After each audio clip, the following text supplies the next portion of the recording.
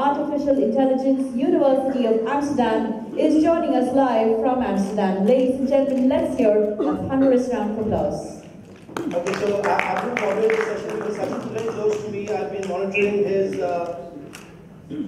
progress, and it's been a revelation. You know, when I spoke to Satchit at the beginning, and I asked him, invited him to talk here, we had a brief description on what he's going to speak on, and believe me, for the first 10 minutes that he spoke, everything went over my head. And I said, Satchit, you can't speak like this because the audience will not know anything what you're speaking. So his topic is Neuro-Symbolic integration. How many of you can understand? Look above your heads. So the basic concept of Neuro-Symbolic integration, as I understand, what he wanted me to understand, is that today he's going to talk. Can we have Satchit online? Satchit, if you can hear me? You are speaking to a very, very niche audience of people who absolutely have no knowledge of what you're going to talk about. He's speaking, he's a research scholar, he's a PhD from Amsterdam University, studying for his doctorate, and he's presently recording in progress. Amsterdam, and he tells me the concept of neuro-symbolic integration, he will of course explain, is integrating the human brain in the brain of a robot, something like that. Artificial intelligence is not just about wearing headsets. As Elon Musk once said, that artificial intelligence is much more than what we think, and it's going to control our lives. It already is. So Satchit is going to talk about his program and what his studies. He is a research scholar. He's also a trainer on artificial intelligence infusion and the integration of the human brain in research in the minds of robots. So in future, you might have robots who are more intelligent human beings. So Satchit, when I hand over to you for the next 12 minutes, say hi to everybody, hi from my side. Thanks for joining in. Over to you, Satchit. I hope you can hear me all clear. Yes, all clear. Okay, excellent. Thanks very much for inviting me here. Thanks. I'm very happy to be here. And indeed, neurosymbolic integration can be a very, very difficult field to study. And essentially, the presentation or the thing that I'll be presenting to you now will just touch upon neurosymbolic integration. But mainly, I would prefer, or I would like to talk more about how AI, AI is all over in our media today, and everyone speaks about it. But there are very few people who actually sort of understand the foundations of it and how and what an AI system actually is. So since we will be getting into this whole conference is about the future of work, then I would rather speak right now about how AI impacts the future of work and how also neurosymbolic integration touches upon that. So I have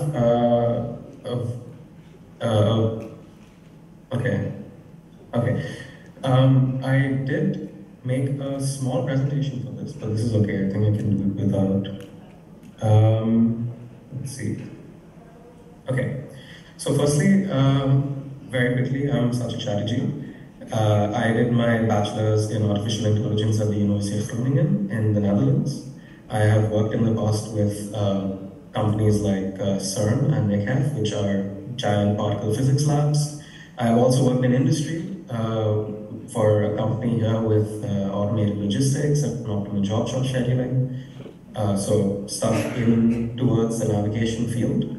But again, I personally don't have a lot of experience in maritime. So unfortunately, I can only give you high-level overviews of how it might impact your field as a whole. Currently I'm a postgraduate student at the University of Amsterdam, where I'm also studying artificial intelligence. So the first question, of course, is what is artificial intelligence? Essentially, artificial intelligence is a system where you give it some inputs and it gives you some outputs. That is, in general, what an AI system is. And generally, these outputs are what one might consider to be intelligent, although there is no consensus about what intelligence actually is. So, for example, you can give it some data, and it'll give you a forecast. So, for example, some profits from the last 10 years, and it might predict how these profits might increase or decrease over the next few years. You might give it a photograph of, for example, someone playing baseball, and then the computer might describe this image to you that says, this is a person who plays baseball. So this is a field called computer vision. It's also coming up in, well, let's say fashion right now. So for example, image generation is a very big field. You might give it a map, you might give it some measurements, you might give it some delivery addresses and use some, for example, some ship measurements or cargo measurements. You input all of that numerically into a computer, and then the computer might, for example, give you an optimal navigation route. So this is, for example, called automated planning. It's also a very important field in AI right now. And of course, it should be very important for all of you. But the main question is, so these are fields that broadly encompass AI. So the main question is, I mentioned there are inputs, there's a system, and there are outputs, but what is the system, right? So there are generally two schools of thought. So one is that you have this data-driven approach where you just say you give the machine tons and tons of data, and it will learn by itself what are the relationships between the inputs, and it'll construct the outputs in a way that makes sense from previous history. So, for example, if you see some inputs interacting such that the output increases, then it will know that whenever these two inputs interact, the output will increase. So it's a simple correlational sort of, it's a simple correlation that it's understanding. So that in modern parlance, that is what we would consider machine learning. So you just give it a bunch of data. There are some very, very smart algorithms, and it essentially learns these relationships from data. The second is called rule-based. They're called rule-based approaches, where essentially you as a human come up with some sort of reasoning architecture. So you say, if, a flowchart, for example. So for example, if my lampshade doesn't work, then do first check if my lampshade is plugged in. If it's already plugged in, then see if the bulb is working. And then if it is working, then you need to repair the lamp. And then for each of these steps, you also have a condition that says what do you do if, for example, the lamp is not plugged in. So you plug in the lamp. So so this is called rule-based AI or symbolic AI, and it essentially doesn't rely on data. It relies on how humans in general have decided how things in the real world relate to each other. So the first field, recap, is called machine learning, where we learn from data. The second is symbolic reasoning. How do they differ? Well, machine learning, as I said, finds patterns in the data, and generally it is able to learn from large amounts of data, and it's able to scale very, very well. So the current trend in machine learning research is the more data you have and the larger machine learning models you have, like the larger computers that you have, the more powerful computers you have, the better your outputs. And in some schools of thought, this will scale very, very well. And indeed, you guys must have heard of stuff like Chatterji, GPT-4. Now Microsoft has come up with a new set of packages for Office. So all of these come from that school of thought, where essentially you throw billions of, for example, words at it, and then it predicts or generates billions of new words in the same style as your input data. Symbolic reasoning relies on symbols, and it relies on the rules that humans have gathered. So it relies on expertise, it relies on these domain-specific knowledge. And generally, these systems really can't scale, and they are not very flexible to new types of inputs, because of course, if If I'm a human expert and I'm designing these rules, and then if I, for example, have a new type of input, or for example, a new type of ship, then I would need to understand the ship before I could create any rules about it in the first place. However, machine learning outputs are very, very hard to explain. So, for example, it might give you you give it a map, you give it a destination, you give it some sort of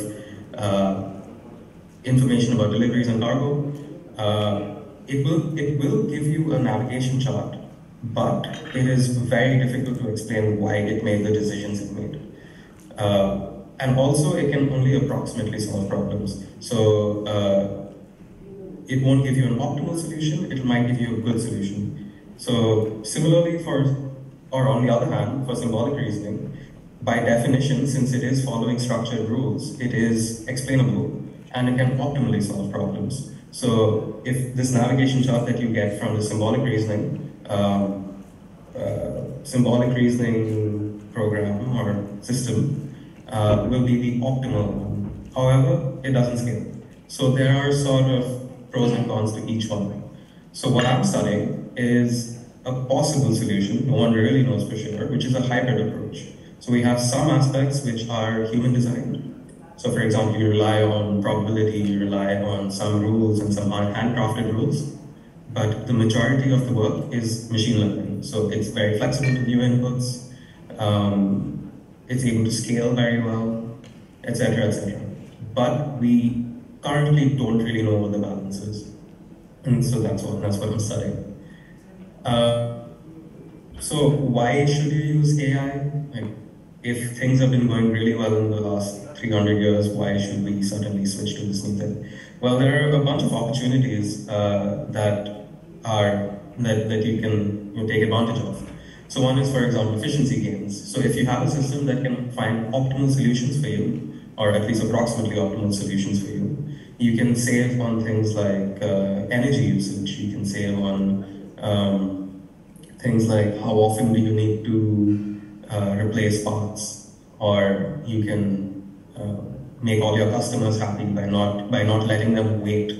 And especially when you have a very large company or a very large system, then having machine learning systems might get you faster and better results than having, for example, 24 people working on it for several weeks. However, of course, I have now worked in professionally in sort of a pure navigation thing, so this is just what I know theoretically. But of course, this is still a potential. There are also safety improvements. So for example, how often do you need to replace parts? Maybe you have a camera pointing at a particular part on the ship, and then just through computer vision, it's able to give you the status of that, for example, that part. We know that right now we have machine learning systems that are better at diagnosing cancer than doctors at the moment. So at least these systems are being developed and deployed. You can also have new business models. So for example,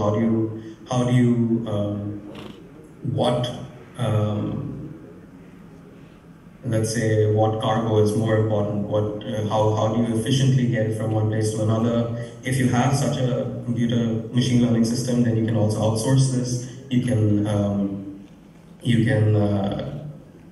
have a new patent on it, etc., etc. So you have a lot of efficiencies that can come from these machine learning systems, but there are some challenges that you also need to keep in mind. One is that, especially with machine learning systems, the quality of the data is very, very important. So in AI, we have a phrase, it's called garbage in, garbage out. Well, it is very true. So if you have really bad input data, then you can't expect your machine learning system to act very well. So that's in the same vein as if you have a student and you don't have a very good teacher, then you can't expect the student to be very good. It's only natural, it's intuitive. You will need more skilled workforce. So as these systems get bigger, and for example, if you're using a symbolic reasoning, then you will need an expert in the field to design these rules.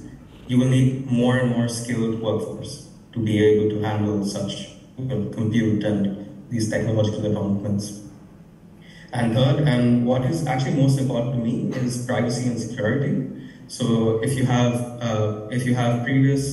training a model that has data from previous, for example, customers, then how do we make sure that what the machine learns is not, for example,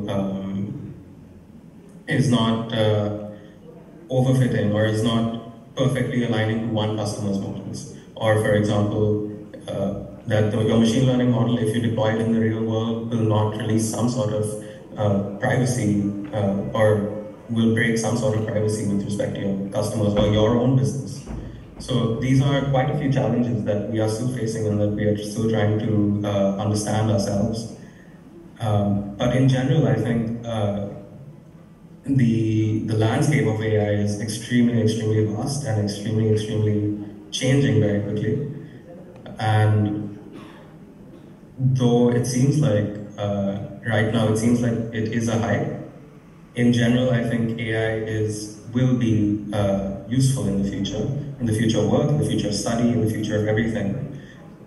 Just as Photoshop is so useful in art and cars are so useful in driving, for example, or like compared to horses is what I mean. So in general, I think AI is such a promising field, but it really needs to be used diligently and it needs to be used responsibly. And since all of you have been patiently listening to my talk, I hope that you also go forth and have a bit more understanding about what AI is. It's a 15-minute talk where people spend their lives understanding this field. So yes, I hope all of you have had a good time at Future Skills Maritime, and thank you for inviting me. Thank you, Satchit. Thank you for that very informative session on AI. I would like to call upon Satchit to actually, we have a small token of appreciation, but it will be shipped to you. He wants to just show it to you. He's ensuring that everybody comes to Goa. So you'll have to show it to the camera there. There it is.